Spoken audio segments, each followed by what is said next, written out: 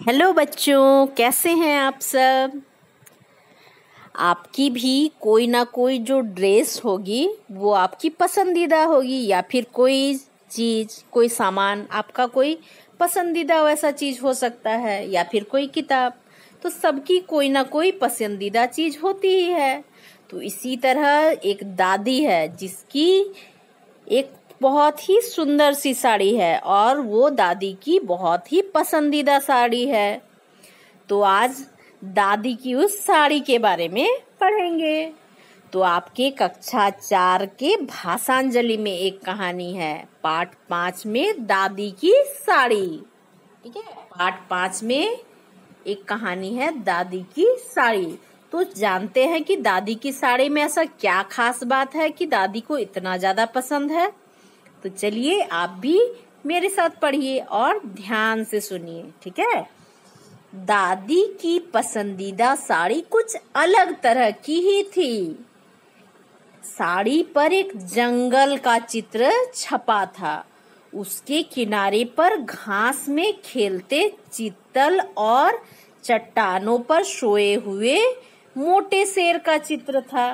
ठीक है, तो जो दादी की साड़ी थी उसमें बहुत सुंदर सा जानवर, पेड़, जंगल, ये सारे चित्र छपे हुए थे। मतलब साड़ी को देखने से लगता था कि वो जंगल का दृश्य है। चट्टानों के निकट चमकीला झरना बना था, जहां मादा भालू अपने बच्चों के लिए मछलियां पकड़ने में व्यस्त थी। ऊंचे पेड़ों के ऊपर बंदर और गिलहरी बादाम खा रहे थे, जबकि हरे तोते लाल रसीले फलों पर चोंच मार रहे थे।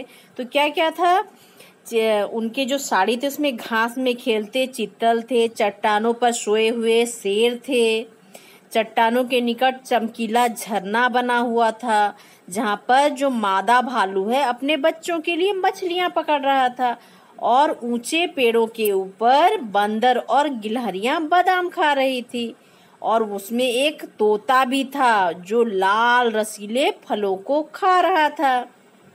जब भी दादी अपनी साड़ी पहनकर चलती तो लगता मानो उस पर छपे सारे जानवर जीवंत होकर डोलने लगते थे। ऐसा लगता था जैसे सारे जानवर जीवित हो गए हैं, जिंदा हो गए हैं और वे इसमें हिलडुल रहे हैं। दादी ने अपनी साड़ी धोकर कपड़े सुखाने वाली रस्सी पर सूखने के लिए डाली। तभी तेज हवा का झोंका आया और उसे उड़ा ले गया।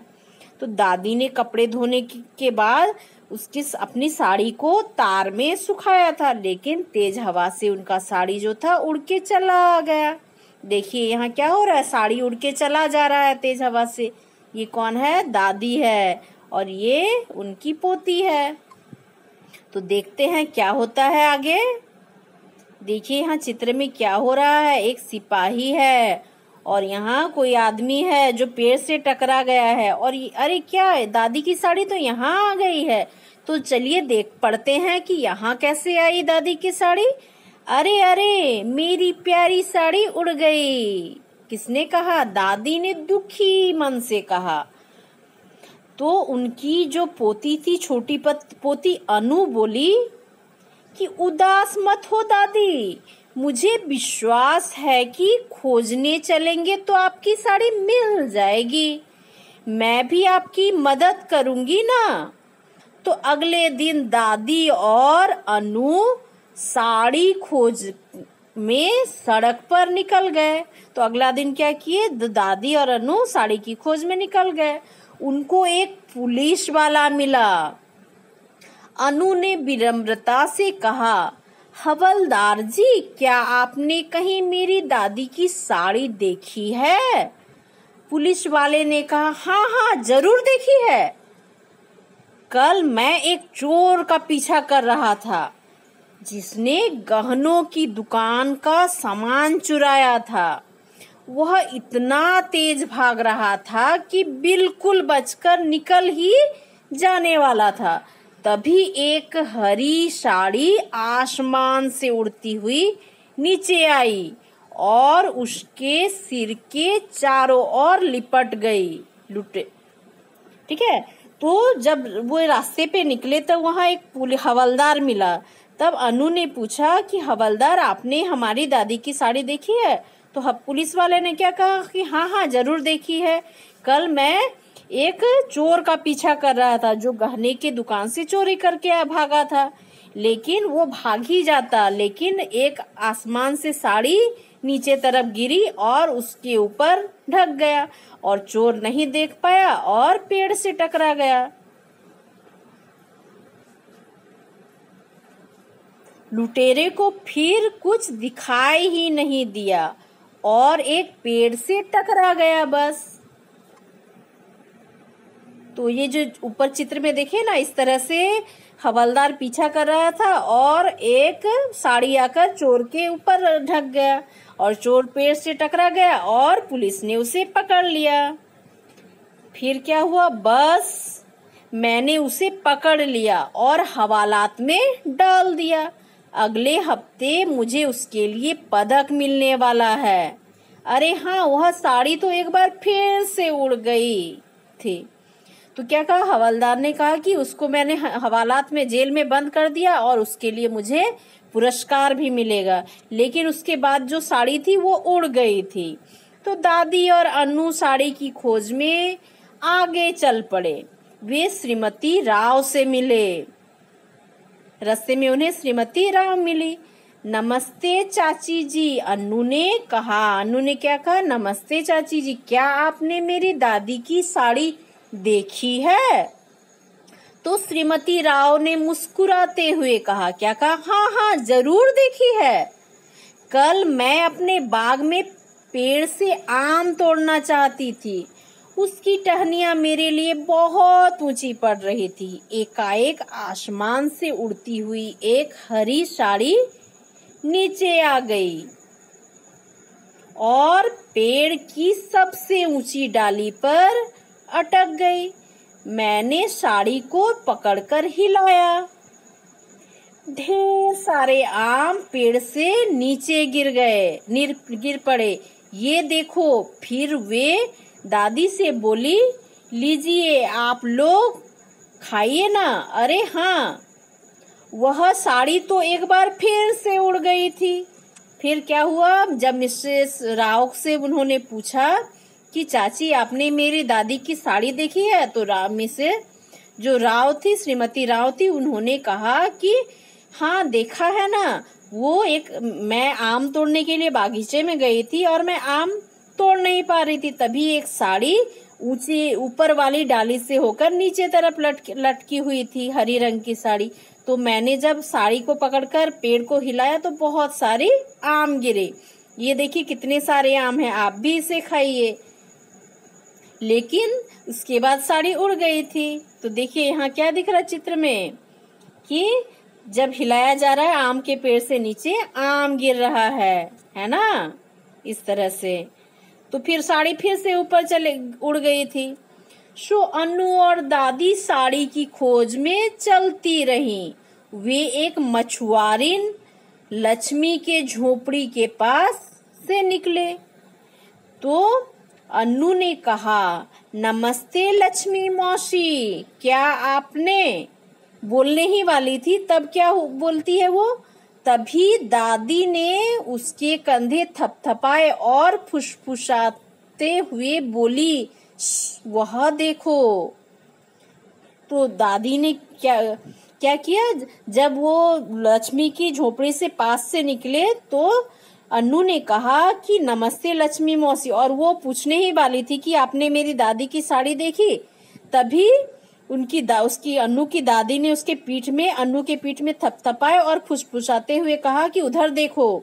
तो क्या देखने के लिए कहा दादी ने, वहां एक कतार में लक्ष्मी के तीनों बच्चे नई पोशाकें पहने खड़े थे। सबसे बड़े लड़के ने हरी कमीज पहनी थी जिसकी बाह पर घास में खेलते चित्तल का चित्र बना था। लड़की ने जो कपड़े पहने थे उसमें 2 जेब लगी थी, एक पर तोते और दूसरे पर गिलहरी का चित्र था और सबसे छोटे लड़की की कमीज में चट्टान पर सोते हुए मोटे शेर का चित्र था।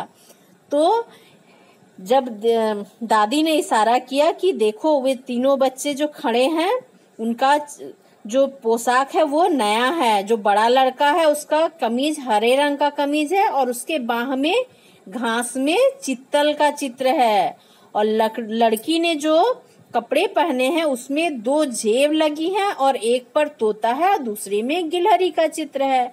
और जो सबसे छोटा लड़का है उसका जो कमीज है उसमें चट्टान में सोते हुए शेर का चित्र है। तो ये सब चित्र कहाँ बने हुए थे? दादी के साड़ी में बने हुए थे। इसका मतलब क्या है? ये दादी के साड़ी का ही टुकड़ा है जिससे उनके कपड़े बन गए हैं। तब लक्ष्मी ने कहा कि कितना अच्छा दिन है आज का। लक्ष्मी ने कहा, क्यों कहा? देखिए आगे देखते हैं। और दादी और अन्नू तो समझ गए थे कि उनके ही साड़ी का ये कपड़े बन गए हैं। तो मैं सोच रही थी कि अपने बच्चों के लिए नए कपड़े कैसे बनाऊं। तभी एक हरी साड़ी उड़ती हुई आकर मेरी गोद में गिरी। मैंने अपने सभी पड़ोसियों से पूछा, पर सबने कहा यह साड़ी उनकी नहीं है। तब मैंने उसे काटकर अपने बच्चों के लिए कपड़े बना लिए। सुंदर लग रहे हैं ना? लक्ष्मी ने दादी और अन्नू से पूछा कि मैं सोची में डूबी थी कि किस तरह अपने बच्चों के लिए कपड़े बनाऊं। तभी मेरे गोद में आकर एक साड़ी गिरा और मैंने सभी पड़ोसियों से पूछा, लेकिन सबने कहा कि वे उनके नहीं है। देखिए बच्चे कितने सुंदर लग रहे हैं ना नए कपड़े में, और ये दादी के साड़ी का ही कपड़े से बने हैं। तो बेशक लक्ष्मी, दादी बोली, बेशक लक्ष्मी बहुत सुंदर लग रहे हैं। बाद में शाम को अन्नू ने पूछा, लक्ष्मी ने आपकी मनपसंद साड़ी काटकर अपने बच्चों के लिए कपड़े सिल दिए, क्या इसलिए आप उदास हैं? लक्ष्मी ने दादी से पूछा कि अन्नू ने पूछा कि साड़ी काटकर लक्ष्मी ने कपड़े सिल दिए बच्चों के लिए, इसलिए क्या आप उदास हैं? तभी दादी ने कहा, हंसते हुए उत्तर दिया, अरे नहीं, जब मेरी साड़ी मेरे पास थी तो सिर्फ मुझे ही खुशी होती थी, पर मेरे पास से उड़ने के बाद उसने कितने सारे लोगों को खुशी दी। मैं उदास बिल्कुल नहीं हूँ, मैं तो प्रसन्न हूँ। मुझे हमेशा यह लगता था कि जो मेरी साड़ी है वो बहुत ही खास है। इसके बाद अन्नू, दादी, दादाजी ने लक्ष्मी के यहाँ से लाई हुई मछली और फिर श्रीमती राव के दिए हुए आम खाए। तो दादी की साड़ी ने कितने लोगों को खुश किया। पहले हवलदार को पुरस्कार दिलाया, फिर जो श्रीमती राव थी उनको आम दिलाया, फिर लक्ष्मी के बच्चों को कपड़े भी दिलाए। देखिए बच्चे कितने खुश है ना। फिर देखिए यहाँ पे क्या हो रहा है, दादा दादी और अन्नू क्या कर रहे हैं? तीनों मिलकर आम और मछलियां खा रहे हैं। तो सभी बच्चे भी खुश हैं, लक्ष्मी भी खुश है, श्रीमती राव भी, पुलिस वाले भी, और दादा दादी और अन्नू भी खुश हो गए। है ना कितनी अच्छी कहानी।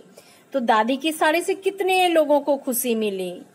तो इस तरह से यदि किसी चीज से दूसरे को खुशी मिलती है तो उसे दे देना चाहिए, है ना।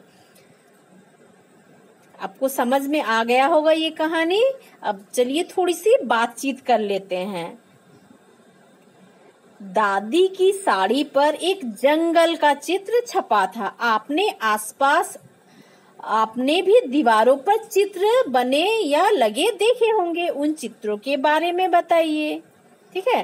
तो इस तरह से जैसे दादी के साड़ी में बहुत सारे सुंदर जानवरों का चित्र था, जंगल का चित्र था, तो इस तरह से आप कहीं जाते हैं तो दीवारों में भी देखे होंगे कि बहुत ही सुंदर चित्र बने होते हैं। तो उनके बारे में मुझे बताइए। ठीक है। मादा भालू अपने बच्चों के लिए मछलियां पकड़ने में व्यस्त थी। आपने पशु पंछियों को अपने बच्चे के लिए कुछ करते हुए देखा होगा।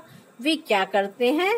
क्या करते हैं, वे अपने बच्चों को खिलाने के लिए खाना का व्यवस्था करते हैं। जैसे भालू अपने बच्चों को खिलाने के लिए मछलियां पकड़ रहा है, इसी तरह से चिड़िया क्या करते हैं, दाना चुगने जाते हैं और वापस आकर अपने बच्चों को खिलाते हैं।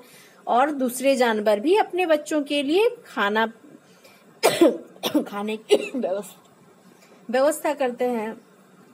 तो आज के लिए इतना ही, आप इसे पढ़ेंगे, ठीक है ना। Bye, thank you.